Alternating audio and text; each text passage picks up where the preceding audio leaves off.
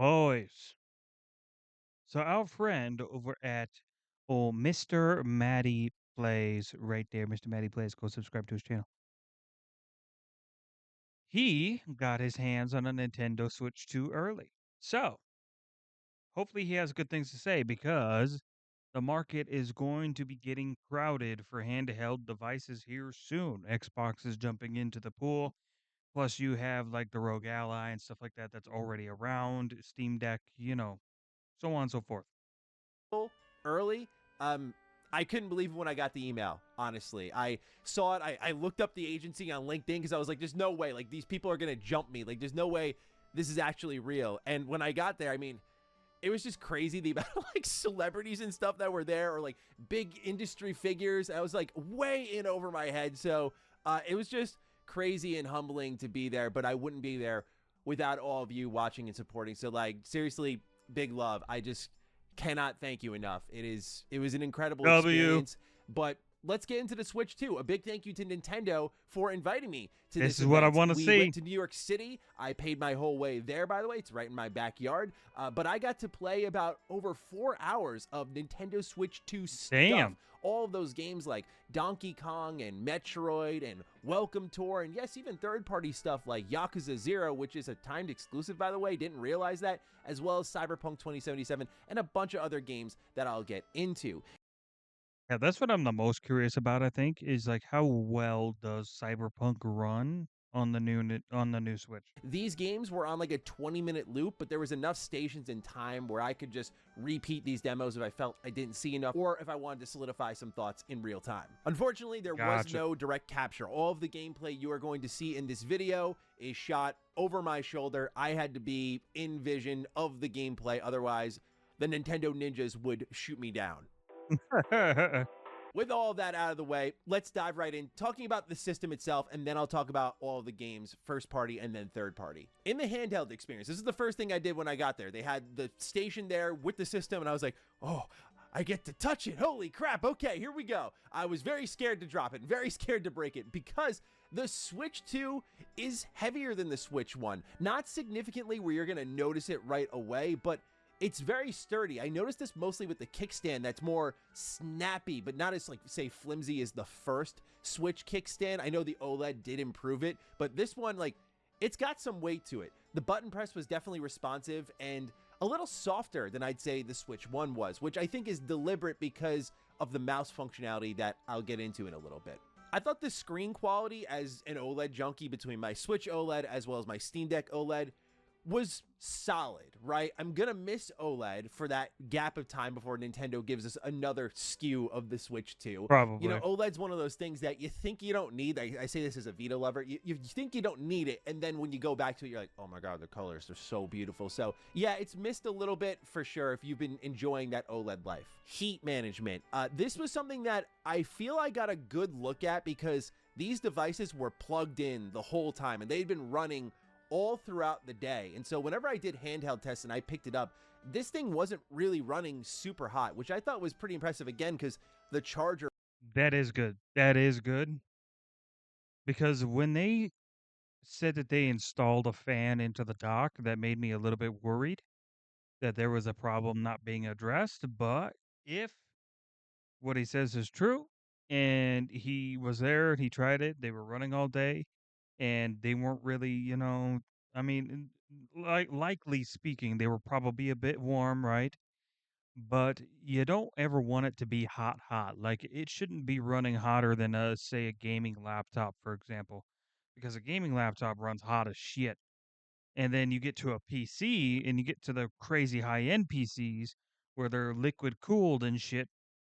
It can get really fucking hot. So um, it's always something because Samsung ran into this problem with the what was it, the S7s? Like they didn't have any good way to ventilate the heat throughout the S7, so they packed it with fucking hardware it couldn't handle, and it overheated, and it ended up causing a lot of malfunctions. Some of them deadly. So yeah, I think that's the only other example of something. Uh, I guess Xbox 360 would be an example of that, the old Red Ring of Death back in the day. They had the issues where their console would get superheated and then it would set off a fucking sensor called the Red Ring of Death. And as soon as that popped on, you're cooked, literally. Was directly connected, and these have been on for such a long period of time. So we'll see the longevity test when we all get our I'm pretty. That's what that was, right? The Red Ring of Death. That it never happened for me. I'm the lucky one. Okay, I never got the Red Ring of Death on my Xbox 360 before I ended up switching over. Switch 2s and we play for months and months and do these marathon gaming sessions. But for the situation it was in, I was pretty impressed that it wasn't like smoking hot. The Joy-Cons and their magnetic features, they're a lot snappier and tighter than I expected. Like, you kind of got to give it a little oomph. You pull a little trigger. That's also a good review. I would like that. That's like my biggest concern, I think, because like when they slide in, like they do tend to get a little loose after you've had your console for a while. But they, I'm not worried that they're just gonna come flying off the fucking thing, right? This is what I am concerned with this one though, is because eventually, where those where the little Joy Cons rub on the edge of the console when you snap them in, eventually that will loosen up and it will wear down. So that's when it's like, okay, how good are these fucking magnets? Because these things gotta hold these in place. On the back and then they pop off again. This is the part I was afraid I was going to drop it. Like, what if this all falls apart right here, right now? That said, when you do pop Facts. up the Joy-Con, two minor concerns. One being like, hey, if dust gets in here, like what kind of connectivity issues?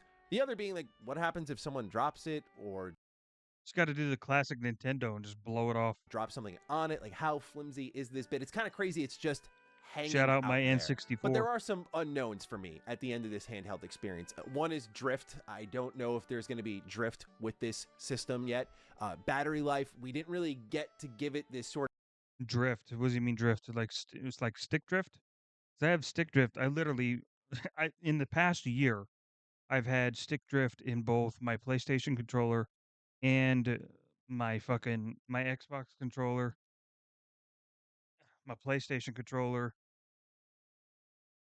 and my Switch, which is sitting over there, which is all right now because I got a I did a video where I got a refurbished one from Walmart. Go check that out if you haven't already. Uh, and they actually is in really good condition, and the Joy Cons work perfect. of endurance test on how long it would last depending on what game it was playing. I think we'll only know that when we get our hands on the system for an extended period of time. Speaking of endurance tests, that weight, I don't know how that's going to play out long term when you're doing these like 2, 3, 4 hour sessions in handheld with a slightly heavier Switch 2. But overall, based on what I was playing, what I was holding, I thought this was at least manageable. As someone who has a Steam Deck, has a ROG Ally, I think this is definitely lighter than those two. I didn't get to mess around with game chat at all, and I'm sorry, I don't give a damn about the camera, so I wasn't checking that one out. I apologize if you think I'm not doing my job because I didn't want to look into that. Now, I think it's pretty self-explanatory, and I'm sure they'll probably run in like an open source or not open source, but like a open beta-esque trial run of the game chat feature because I'm sure there's probably some kinks they'll have to work out. My time was limited, and I didn't want to just sit in front of Mario Party Jamboree and just be on camera. I was like, nah, I'm okay on that. True. Some other system stuff we got to get into. Mouse mode kind of turned my whole opinion around on it. When I saw it, I went, okay, Nintendo gimmick, whatever. But I gotta say, I was more sold on this than I expected. You can use it on tabletop, but one of the deliberate design decisions with the mouse mode is actually to use the mouse on your lap. And I tried it. I was playing DragX Drive and just doing the lap test, and it was quite responsive. And I do think with third-party and ergonomic options that come to the Switch Joy-Cons, I think it's really going to be a feature It does look really responsive. that flourishes for people. It felt natural. It felt at home. And I think the best selling point for it is when I was playing Metroid Prime 4 and the demoist who was with me was like, hey, you know, I see you're playing with the Joy-Cons. Why don't you try with the mouse mode? I was like, get the hell out of here, dude. Let me cook, all right? So I'm playing. I'm like, my aim kind of sucks. I was like, I've been doing mouse and keyboard for a while. So reluctantly, I turned the Joy-Con over and I'm like, okay, here we go. And I was like, wait, this kind of cooks. So I have to say, in those moments, testing the mouse That is kinda sick. mode, I was pretty impressed. Now, again, endurance test is the missing component of this. I don't know if, for example, when I use my mouse here a lot, my arm starts to tingle a little bit because I've had carpal tunnel issues in the past. I imagine with a tiny little Joy-Con that will happen for people like me, but again, I'll be looking for like third-party or ergonomic options, but I don't know how this will feel long-term if I played Drag X Drive for a couple hours, or if I played Metroid Prime 4 in this way for a couple hours, how that would feel. But if we're talking functionality, responsiveness, pretty good stuff, because the right trigger and the left trigger are more of a click now, so it does have that mouse feel. Like, Nintendo didn't build this as a gimmick. It's a legit feature that they're strongly expecting you to use. Like, all the demos were really pushing it while we were there, which I was very surprised by. And you could also feel the rumble through it. Like, one example with Drag X Drive Yeah, it's pretty smart for them to push that because if something does happen, they can get it corrected before there's a massive ship out of product. was kind of, when you were doing the wheelchair motion, you were kind of feeling like the vibration through the Joy-Con from like top to bottom as you would row each time. And again, that felt good. So it brought something to life where like Nintendo low-key might find themselves in this console PC hybrid pocket where games that feel best and most at home with a mouse and keyboard setup might actually have a second home here on Switch for people who are like me, who really enjoy the console experience, but also the PC configuration, if you will.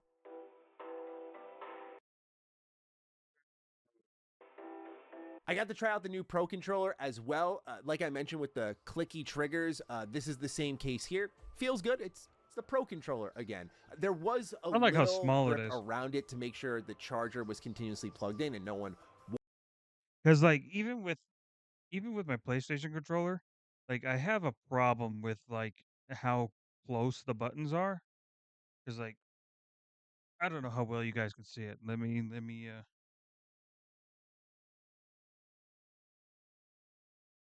So like the reason I have a problem with the PlayStation controller is like the way that the buttons are positioned is like kind of when I'm in like full gamer mode, it is tough for me to get my thumb pulled back in a comfortable way where it's like if I pick up my Xbox controller here, this is my PC one. I have no problem jumping back and forth here without having to scrunch up my thumb like that or jump up here or whatever. Even in full fucking gamer mode, I can just easy. I mean, obviously, it's going to be different for different people's hands, right? But like for my hands, I do think Xbox has the most comfortable controller. And like my Switch, fuck it, hold on.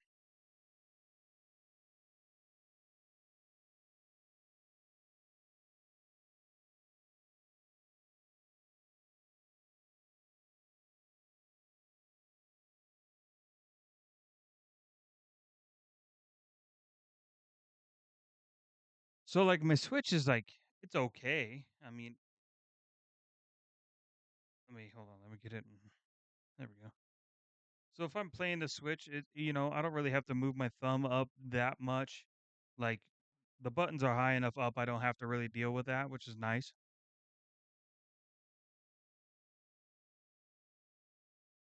Walked away with it, of course. That's the bigger component of this all. So I didn't, again, get a full good feel of what this would truly be like without that grip, but I mean, it's basically the same Pro Controller again. However, the difference is the new GL/GR buttons that you can map any button you want to these back paddles. Very That is easy to press, interesting. very easy to accidentally press. And I'm going to be honest, at least on just first glance, I don't know if I'll be Is there a lot of button mapping features in games? Because I know there is for PC, obviously, but for like consoles and stuff, I guess I never really tried to remap the controller. using this feature a lot because it's, again, very easy to accidentally press. And I could just see if I mapped an important button to that, like the jump button or the dodge button or whatever, or an True. ability button, I could see it being very useful. Maybe I just have to adjust to it, but I worry with how easy I was able to accidentally press in on it. Like, my hands tighten when I'm playing these games, man, when they get intense. And so I've never liked, the pro controllers, the elite controllers, the back paddles, those sorts of things. So it might just be me, but I thought, again, the press for these was really soft to the point where you could accidentally click it often. Just some last minute tech stuff, to the best of my ability, mind you, and then we'll talk about games. So first and foremost, load times. I didn't notice anything significant here. The most I noticed was maybe Donkey Kong Bonanza, where it faded to black. It loaded for 5-10 seconds, and in I was to the next level. Otherwise, though, something like Cyberpunk 2077 was a good test, in my opinion. Loaded in from the main menu, and it didn't take very long at all, maybe 15 seconds, and we loaded into Dogtown, and I was walking around the DLC right then and there. So overall, again, not too bad when you see these types of load times on the Switch compared to what you used to get. Visually is a bit of a different story, because I think first party is going to feast here with this new technology. Everything from first party. I just want them to upgrade the fucking visuals of the Pokemon games. Like, I'm so annoyed that a game like Pal World, which is a brand new fucking franchise, which I have nothing against Power World, by the way. I literally maxed out my character like 3 fucking times in that game. Um,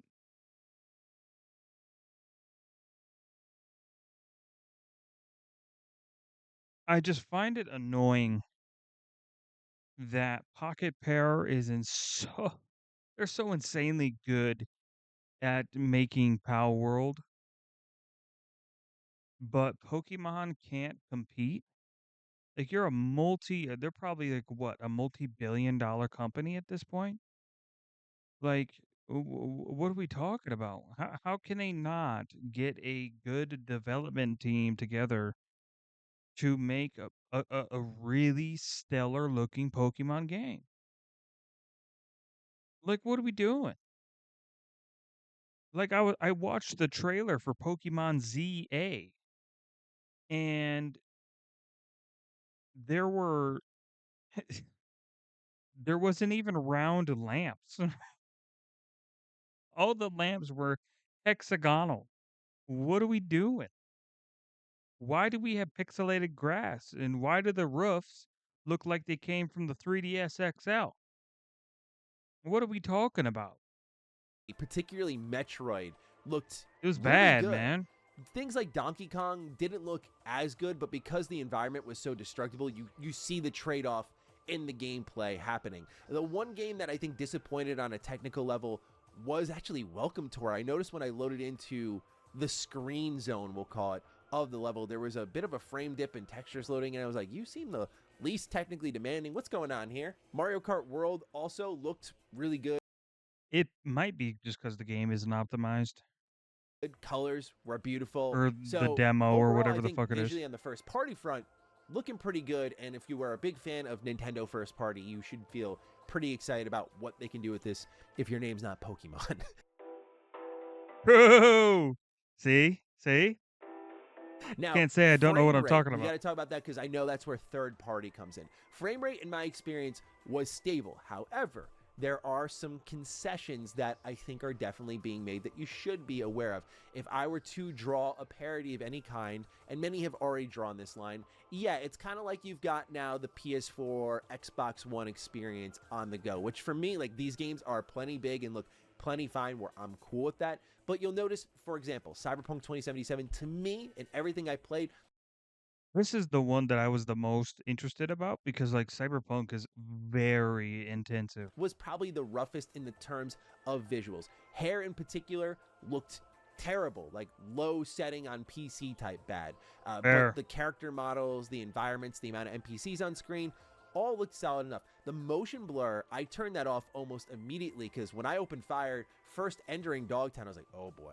I could just see the Vaseline slander coming back. I was like, this feels tough to track. This doesn't feel right. When I turned it off, much better. I got into firefights, tons of NPCs on screen, and it was feeling pretty good. It is 1080p, 30 FPS, however. So again, there is that concession Yeah, where I'm not it surprised. ran solid enough for me. I'm happy it's there. I do think if I were to play Cyberpunk again on Switch in particular, it would be in handheld mode because that's what that system offers that makes that experience unique. If I wanted to play it like I usually do, I've only had Cyberpunk 2077 experience on PC where we know how it looks there. It's absolutely gorgeous. So I Fuck may be yeah. going a little tough on this one, to be honest, but again, No, I think it's fine to be a little bit tough on it because like Nintendo has starved their consumer base for so long and just put out dog shit games. And I mean terrible games.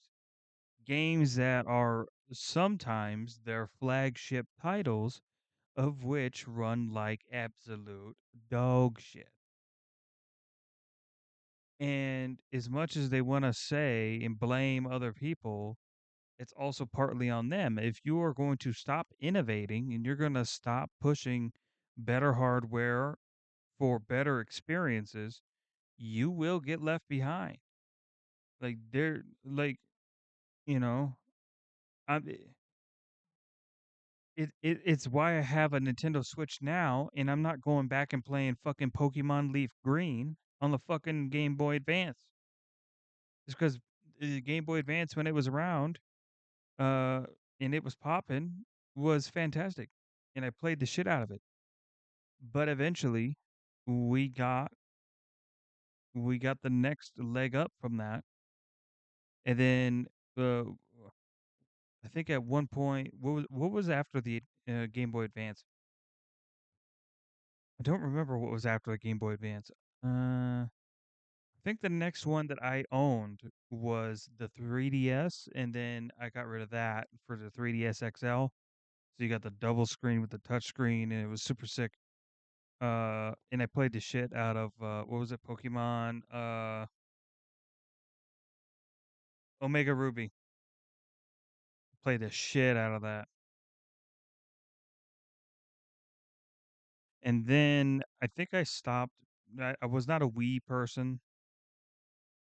I don't think I got another Nintendo until the Switch OLED came out because I didn't even have an original Switch either.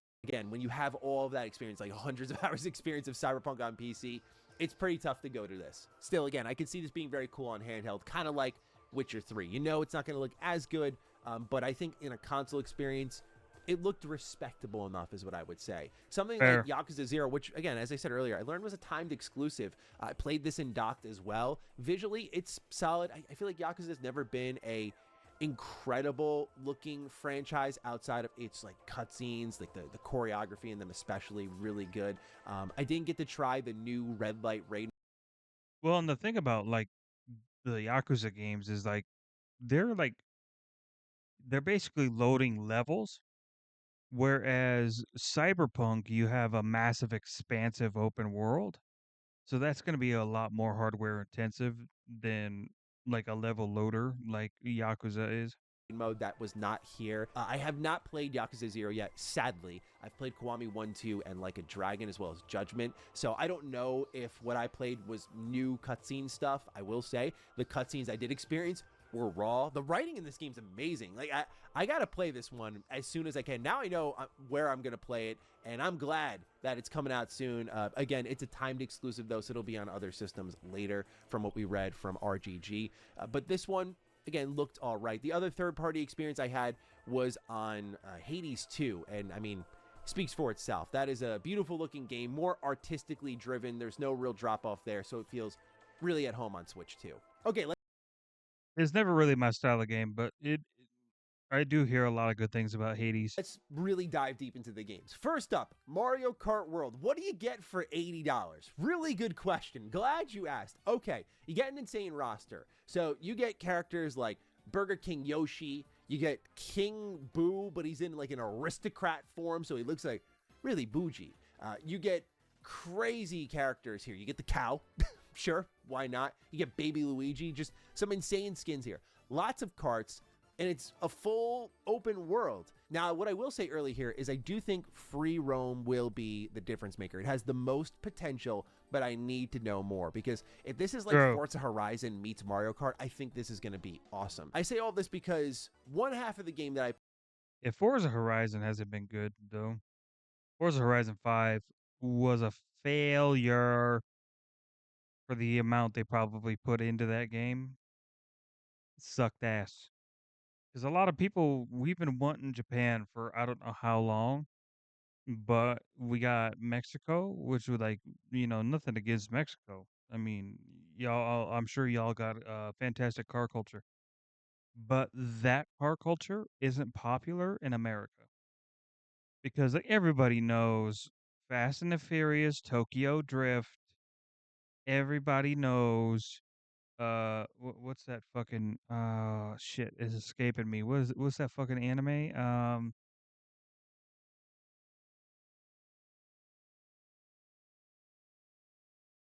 I can't remember and it's pissing me off.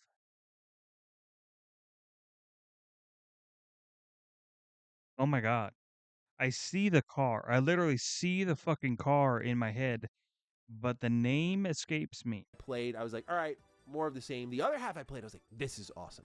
But again, for $80, maybe $90 if you're a physical collector, I don't know about that. So what we're talking about first is Grand Prix, right? The classic Mario Kart mode. Go through all these True. maps. And what's interesting is they're all interconnected. So you're just going to weave through them all. It's really intense, really fun. But what I will say is that there are moments, these roads, which are so wide to fit 24 racers at a time, is it's really forgiving. So those moments are like, oh no, I got hit by this pickup or whatever, are less frequent because you're just always on the road. It's hard to go off-road. It's hard to get messed up, which is why I think Knockout Tour does thrive. But I will say that Grand Prix was kind of just more Mario Kart. And there were stretches of just open nothingness when I was racing around where I went, yeah, this doesn't feel like the wild turns. When the game narrows, though, it's classic Mario Kart, and it feels right. So you can feel the stretches of land in the game where it's built for the free roam mode, and then the stretches which are built for the racing. And I think that kind of Gotcha. open close might throw off some hardcore Mario Kart heads. However, I do think Knockout Tour proves itself well enough that this idea for this game, I think it'll be okay. Because like most of the time when people play this, they'll be playing against other people and your friends. So they'll most likely be like right on your heels. So when you're running through that little open area, it'll feel a bit more alive. was worthwhile. Basically, it's like Battle Royale, but kart racing. So what happens is as you're racing around, you have to be in a certain place or you get knocked out of the race. So it starts off like be in the top 20, top 16, top 12. I think I got to the top 8 when I got knocked out. I got to play, as you saw, with the man, the myth, the legend, Jake Baldino, who is weirdly good at Mario Kart. Weirdly So good. yeah, that was awesome. That was a good time. But I got bumped early. But when it came to this Knockout Tour mode, Loser. Uh, you're not gonna slip that one past me there, awesome. That was buddy. a good time. But I got bumped But I got bumped early. Excuses, excuses. early. But when it came to this Knockout Tour mode, that's where the intensity kicked in. Like every pickup, like I was on my Oh toes, man. leaning in. Like I was really getting into it. And I thought, yeah, this is a defining mode for this game. So you see where I'm at, right? Like Grand Prix, more Mario Kart, pretty fun. I did think the tracks were awesome. Like there was a point where I was in the DK spaceport part of the map, and like Donkey Kong, like in the classic Mario Donkey Kong games, was like throwing barrels down. You had to like dodge them, fly over them. You could grind on rails, kind of like in a Sonic game, and do a flip over to Crazy. the next rail. There was really cool movement options. So I do think this game could have more depth. And if there are like mini games and missions and collectibles in this open world, I do think this is going to be really exciting. But I didn't learn much about the free roam mode when I was there. I only got to drive around a little bit in it while I was waiting for the Knockout Tour match to load. So unfortunately, I can't answer that question, but I will say worth keeping your Fair. eye on if you've got the disposable income. It's really hard nowadays, especially as a reviewer, to be like, hey, $80, go check it out. It did pique my interest. I mean, I haven't bought a Mario Kart in I don't know how long, and I'm probably not gonna start. But I mean, even for me, when I was watching the Nintendo Direct, it looked really good. Even if I love it, because like now that margin for like you've got to be really in line with my tastes to want to spend that much money on a game. So we'll see, but I personally enjoyed my time with it. $90 to enjoy my time? No, but I do think with the free roam mode, there's a lot of potential there, and I hope they do deliver on that. Like if it had a cool career mode, Yeah, I really do think that a game has to be exceptional to be charging that much money. I think that would be awesome. Next up, probably my game of the show, Donkey Kong Bonanza. Look, I do love me some 3D Donkey Kong. I grew up on Donkey Kong 64. Such a good time. I know there's True. been like revisionist history on it, and I do think it's fair with the amount of collectibles rare packed into it, but it's got such nostalgia for that game. It had such atmosphere, right? Never been a big 2D. Well, there hasn't been like a proper like Donkey Kong game in I don't know how long. Like Nintendo fans have been wanting a Donkey Kong for uh, as far as I can remember. Donkey Kong guy. So I'm a little biased stepping into this one because I'm like, this is what I have wanted for a while. Like, I'm not a big Mario head, and I like that Yeah. there's actually a break from 3D Mario to let a new star step into the role. The people were saying, where's 3D Mario though? Need to stop because this literally is Mario Odyssey with environmental destruction, in my opinion. Like, there are tons of collectibles hidden in these levels, but dude, every single bit of the environment has some give to it. And it's just weirdly satisfying just pounding your way through every bit of rock, collecting gold That is so fucking sick. for stores that I didn't get to see, but it is just pure fun factor on steroids. Like, it is just constant fun.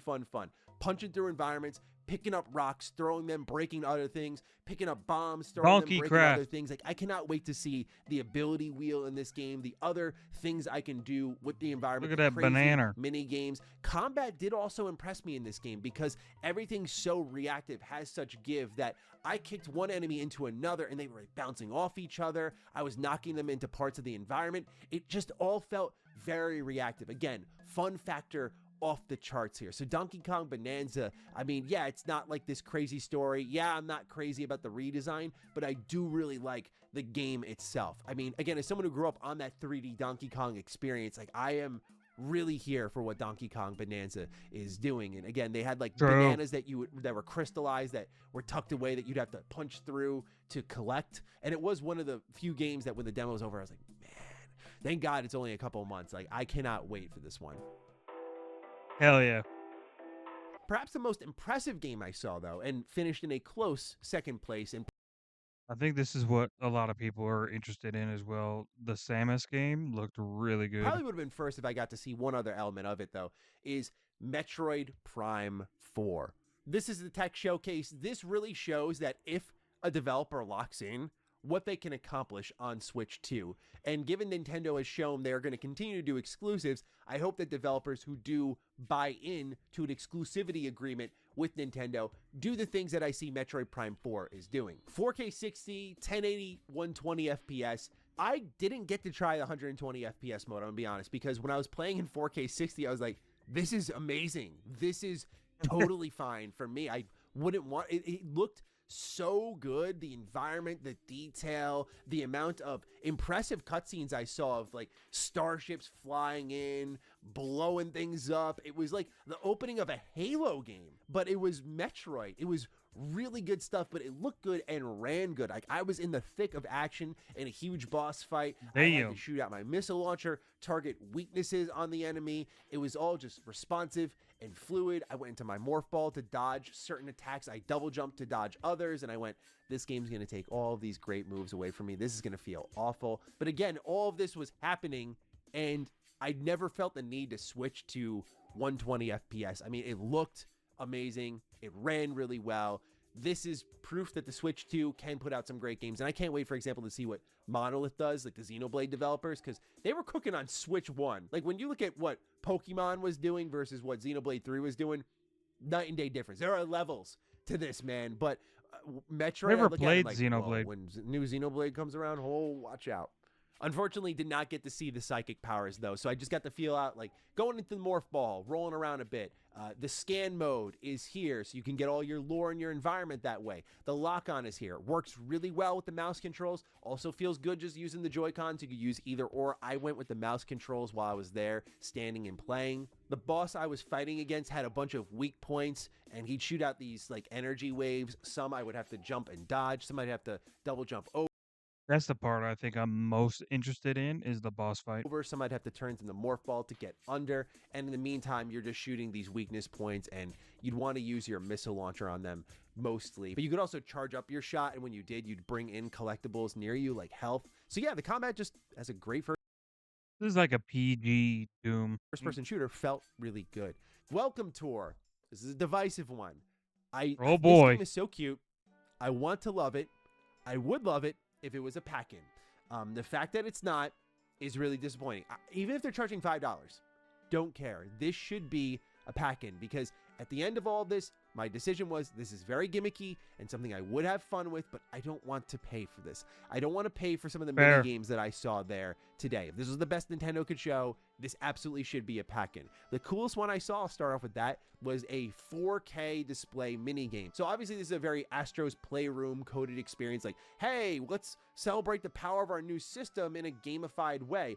So what you get here is we have 4K output. So they put the entire first level of Super Mario Bros. As a stretch level across the screen that would fill in as you went deeper in. And I thought that was really interesting, but not like this sort of, ooh, take my money moment. There was this other mini game where I had to avoid spiky balls falling down. There was another where I had to feel the rumble on the Joy-Con and get as close as I could to the line where the rumble was the strongest. And I'm like, dude, this is, no. Like, no, this is a great gimmicky game that if it was a pack-in, all of us would be talking about saying, yo, give us paid for Welcome Tour 2 or something like that. Let's see what you've got. But I just feel like this is going to come and go. Like it's got fun little gimmicks here, but I don't want to pay for a playable instruction manual at the end of the day. Probably the biggest surprise of the show goes to this game here. Drag X Drive. I wish we got more gameplay of it because we were trying to like preserve the camera battery, so I apologize, but this has huge potential in my opinion. Like definitely a little Rocket League inspired, and it's sort of just fun factor off the charts, arcadey nature, and how just players teaming up and crazy plays could really bring this game to a whole other level. But this is the game designed to sell you on the mouse feature and how you can get creative with the mouse feature. So yeah, it's like basketball in wheelchairs, but you're in a skate park too. So there was a point I was like flying up a half pipe, and I watched the dude who worked at Nintendo who was showing you could go up the half pipe and do like a flip and dunk the ball. And I was like, there's style in this game. I actually used the half pipe to get around someone who was defending me pretty hard. So there is a little bit of tech. There's a little bit of depth here. I hit a Nice. buzzer beater 3 and the shot went in slow motion. I was really just having a good time with it. The problem is it could just be like a little gimmicky, but what I played was really fun. There was nothing I'd played quite like this where it was It does very look interactive, interesting. where you were, again, just using the Joy-Cons to move around the environment. You would have to push backwards to stop quickly or hold the brake buttons. Again, like just picking up your arm to shoot. The shooting was pretty forgiving. You didn't have to be like dead accurate with it. I think the determining factor for this game is going to be the modes, like what modes are there, because all we had was like 3-on-3 basketball effectively. So what modes will be here will be a big part of it. I think the other is balancing a little bit. It's at least in our quick demo period, I gotta be honest, it's very easy to just break a hole through the defense.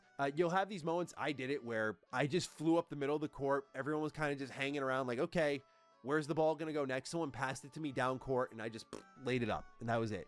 So I could see people just breaking the experience for others and taking the fun out of it because it's just so easy to break the design of the game because just the only way you play defense is running into other people and popping the ball loose. But it is a very fun, interactive game, and I think it's got a lot more potential than it's being given credit for.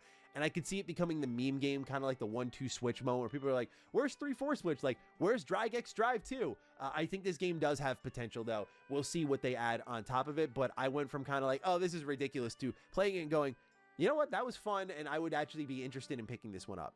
GameCube got to go Fair. hands-on with this. Since this video is extremely long, I will just keep it brief because we'll have a full dedicated video on Retro Rebound talking about that experience. But some quick things I wanted to mention. Games with widescreen support, like F-Zero, really look great here. Gives it kind of that remaster feel. Mm. It impressed, especially when you consider Nintendo Switch Online gives you this like multiplayer implementation. So now New Life is breathing into F-Zero GX in a really interesting way. There are still those borders though. It does start in 4x3, so if you don't like that, that is there. I also got to check out Mario Strikers. The release date for that, Nintendo said, is TBD, but that was the next up in the library, it seems. So it looked like the 3 launch games were Soul Calibur 2, Wind Waker, as well as F-Zero, and it looks like Game 4 is going to be Mario Strikers. I'll also say the CRT shaders did pass the eye test. Last thing I want to get into, and then we'll finally wrap this all up, is games with the next-gen update. I saw Breath of the Wild. Did not play it, but saw Breath of the Wild in 60 FPS, because again, time was still limited with how many games were there, so I had to still be a little bit picky, but I did see this, and I was like, wow, I could see this being a selling point for a lot of people. Breath of the Wild, Tears of the Kingdom, 60 FPS, looked really good. Kind of a selling point unto itself. Metroid, as I already talked about, that was the Switch 2 edition. That looked and ran really great. Kirby was the only underwhelming Switch 2 edition. That was one that, again, we saw during the Switch Direct. Hey, it's an upgrade pack. I thought I'm surprised Kirby is as popular as it is still. the environments looked pretty blurry. And by the way, I love Kirby in the Forgotten Land. To be clear, I think it's an awesome game. I'm going to pick up this expansion pack because just more Kirby is great for me, but it did make me wonder if sometimes these upgrade packs are just going to be only new content disguised as Switch 2 editions to kind of justify the new sticker being added to the box. We'll see, but I didn't think this had a major visual upgrade in my opinion. I thought Kirby in the Forgotten Land already looked solid enough. You're not really there for the visuals, to be clear, but yeah, I did notice this was a little bit underwhelming in the environments department, but it was fun to just play as Kirby again in this new story mode, and he had like a bouncy stick within him that Now, to be fair, this little bit here be with the again in this ice, new story mode, and he had like a Yor, yor, bouncy yor. stick That's within him kinda that he sick. would be able to spring up the top of buildings That too, is and kind of it's sick. just a fun time. Okay, so to conclude now, ultimately, how do I feel stepping away after playing for 4 hours of the Switch 2, accounting for everything from the $450 model to the $500 model to the $80 video games, whether that becomes a norm or not? Obviously, that's all a factor at this moment in time as I talk about it. So Yeah, it's all I'll up to the start with this. consumer, really. Software is everything for me, and this is my job. So when it comes to new hardware, I can already tell you I'm going to pick up the Switch 2. But again, this is my job. I'm thinking about it from the angle of someone who's To be honest, I'm less interested in the Switch 2 for the hardware and more interested for the features because they had a lot of features. on the outside looking in. Should I? Shouldn't I? Income is limited, that sort of thing. Because I feel like hardware being upgraded is a given. It should be something that they just automatically do, but it's the features that separate the new from the old. For me, again, I go back to software. What I saw on the hardware front did the job for me, but when it comes to software, the games, the experiences, that's what drives me to a system at the end of the day. And I do think the first party software, your Metroids, your Donkey Kongs, your Mario Karts, all were really strong showings where I was feeling pretty good about them. And to be clear, I probably should have opened with this, but I'm not really a Nintendo fan. That's why I was so surprised I got invited to this. I thought something Xbox related was no doubt going to be here because I was like, oh, this makes sense. Like, this is their angle. Get the Xbox guy in talking about Nintendo stuff. But no, like, there wasn't any Xbox stuff. So for me as a non-Nintendo fanboy, like, the GameCube era just over my head. Like, I was just on PS2 and Xbox the whole time. So again, for me to kind of walk out being like, dang, first party really showed out. I was very happy with it. Was a good sign, in my opinion, because I don't feel strongly about really any of these franchises except maybe Donkey Kong on this list. That's just pure nostalgia talking. So I feel like if you do feel strong about Nintendo first party, you do have good reason to be excited. The things I doubted going in, visuals, again, first party showed out. Third party was a little more hit or miss as far as I'm concerned, but the mouse part really did show out for me. I was like, okay, this went from silly gimmick to actually feature. Yeah, that was a really cool feature. Especially someone like me who games at a desk a lot. I could see myself getting some use for this, but it looks like it even works on your lap where you could just be chilling on the couch, just no problem. So again, the mouse feature did really impress. Third party was a bit underwhelming, and while my Switch has never been my go-to for these kinds of experiences, I was just hoping, I think, for a bit more of a wow moment on that front. That said, I do think the stinky Switch moniker, if you will, can fade away a bit with the Switch too. Like based on what I played, here's how I would look at it: is if someone said to me, "I'm buying X game day and date on my Switch too," I wouldn't judge them as harshly. I mean, I'm not really a judgmental person anyway, but like I wouldn't judge them harshly and be like, "Oh, you're gonna have like that kind of 7, 20, 30 experience now." Okay, sure. I don't think it's gonna be a lot of that, at least based on initial impressions, where I don't blame people if they said, I'm going to do day one third party stuff on my Switch 2 now. It's just convenient for my setup, or like I have a family, and so it's just easy for me to game on the go, or I travel a lot for my job, whatever it may be. So ultimately, I walked away feeling good about the Switch 2. When you look at the price tag, today's economy, it's really hard for me to ever feel comfortable to tell anybody to be like, hey, $500 for, the Switch 2 plus Mario Kart World attached. Oh, and then you're interested in these other $70, $80 games. So now you're pushing like $700.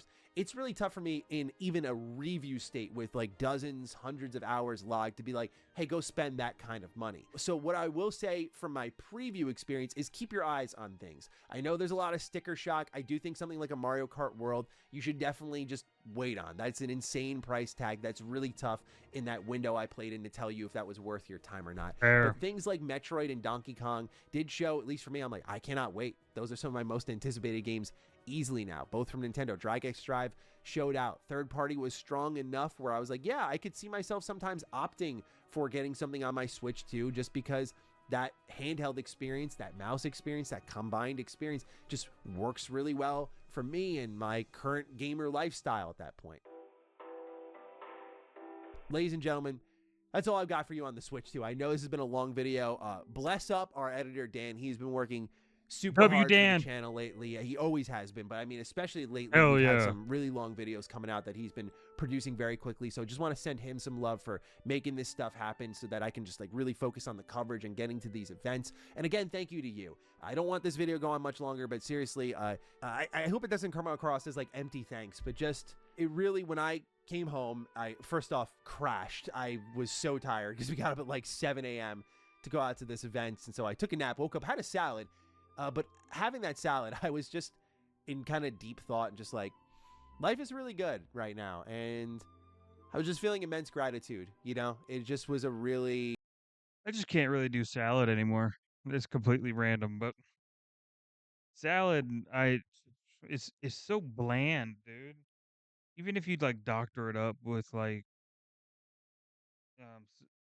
even if you doctor it up with like say you got the classic Caesar and stuff like that, or you got like a different type of dressing or vinaigrette or whatever. I just can't, bro. Just can't eat rabbit food. You know what salad I like? Broccoli salad. That shit. Oh, ah. Special moment. I don't know if I'll ever have that again. And so I just felt very humbled and so happy. I just always dreamed of just being there talking about games. And so Bro. just to kind of talk about, sorry, I'm getting like a little emotional. I'm not trying to be that guy right now. But just, to be able to talk about just games was all I wanted. I was always honored just to review stuff and to kind of, be able to go hands on with hardware. It's probably, I don't know if it'll be the only time, but I feel like it would be. Just to do it once in my lifetime is just such an honor. So thank you to Nintendo again, and thank you to you for watching enough to even put me on anyone's radar. Again, I seriously was going in like sort of on the defense, like there's no way this is real. So thank you again. I really appreciate it. I've taken up enough of your time. Let me know your thoughts on the Switch 2 down below, and I will catch you in the next one. Stay sexy, stay active. I love you all. Peace. Yeah, I do think the Switch is continuing to look interesting. A $450 price tag still has me on edge. It does have some cool features. It does have a hardware upgrade. However, we're talking $50 more for a brand new Xbox. Probably not anymore. It's probably going to be about 600 now. Or if you're PlayStation, it's going to be probably 1500, but the point is